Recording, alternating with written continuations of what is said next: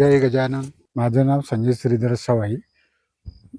श्री संत गजानन ध्यान मंदिर महाराज विकासनगर कोंढाळी येथील श्री जीवन आधार फाउंडेशन श्री जीवनजी जंजाळ यांच्या वतीने 1 वर्षाआधी मंदिराची स्थापना झाली आणि त्या मंदिरामध्ये आम्ही माझं पहिल्यांदा असं अनुभवास आलं की खाजगी मंदिर असेल, परंतु त्याच्यानंतर एक 8 दिवसांनी असं सर्व लोकांसाठी खुलं आहे असं माहीत पडण्यात आलं.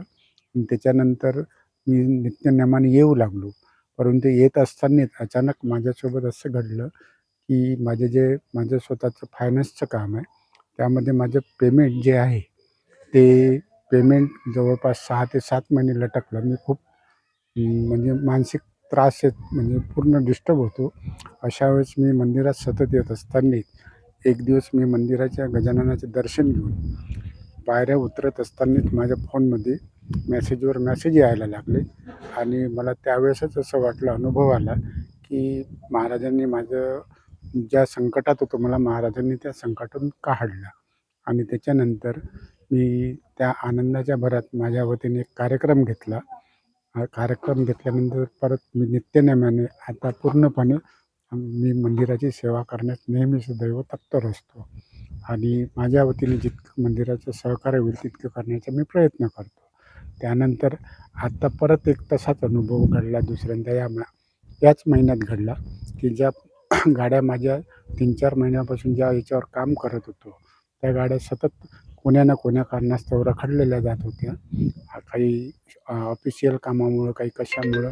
पण त्या दिवशी गुरुवारच्या दिवशी अचानक महाप्रसाद चालू असताना नित्यानंद तसंच घडलं की गाड्या त्या दिवशी माझ्या रात्री 12 वाजता 3-4ही गाड्या सुखरूप माझ्याही दरवाज्यात आल्या.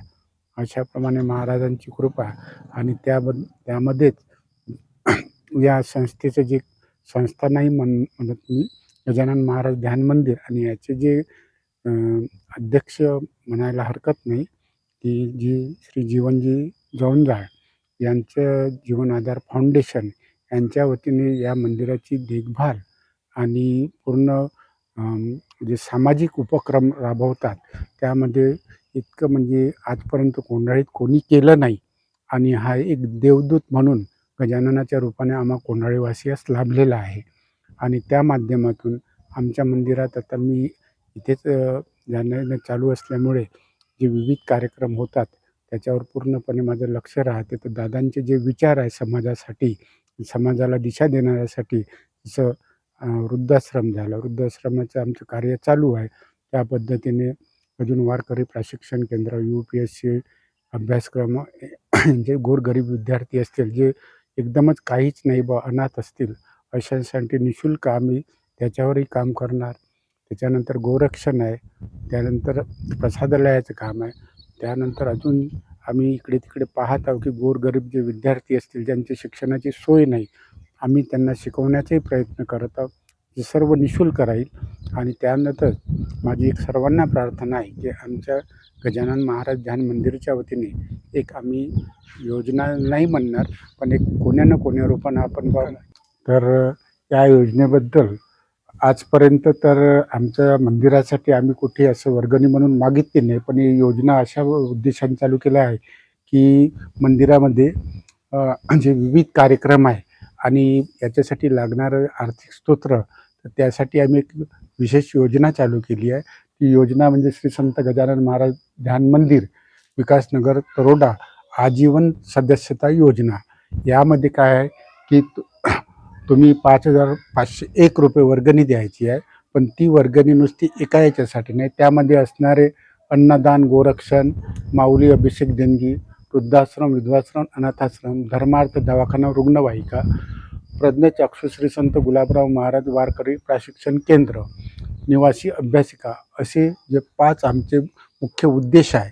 त्या उद्देशाचे सर्व रूपानं कोण्या ना कोण्या रूपाने आपण गोरगरिबांना मदत होईल, तर त्या हिशोबाने 5,501 रुपये आजीवन देणगी ही आम्ही ठेवलेली आहे.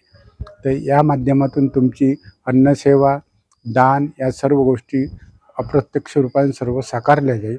त्याच्यात तुम्ही वाढदिवसानिमित्त देऊ शकता किंवा कोणाच्या स्मृतिप्रित्यर्थसुद्धा देऊ शकता.